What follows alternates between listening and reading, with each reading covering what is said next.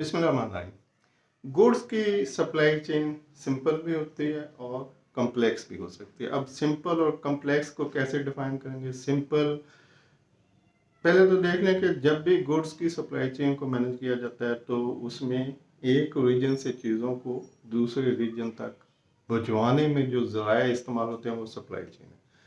तो जो simple supply chain होगी वो एक ही रॉ मटेरियल के ऊपर बेस कर रही होगी। फॉर एग्जांपल ब्रेड बन रही है तो किसी भी ब्रेड मैन्युफैक्चरर को आटे की ज़रूरत होगी।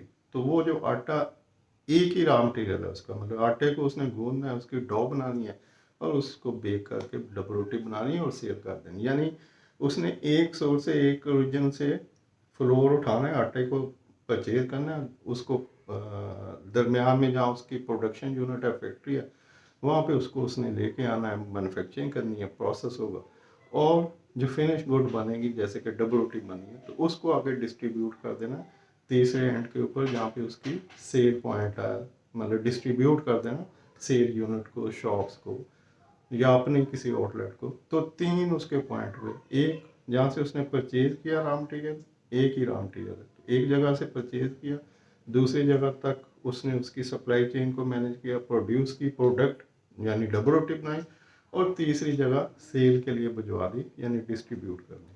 तो ये एक सिंपल उसकी सप्लाई चेन है। अब कम्प्लेक्स सप्लाई चेन कैसे हो सकती है? कम्प्लेक्स सप्लाई चेन में मल्टीपल इंग्रेडिएंट हो सकते हैं, यानी रॉ मटेरियल ज़्यादा हो सकते हैं। फिर उन रॉ मटेरियल के वेंडर डिफरेंट हो सकते हैं कि आप एक ही रॉ मटेरियल डिफरेंट सोर्स से ले रहे हो, कि मतलब एक वेंडर आपकी रिक्वायरमेंट पूरी नहीं कर रहा तो आप एक दो वेंडर ऐड कर लें, दो नहीं करे तो तीन कर लें।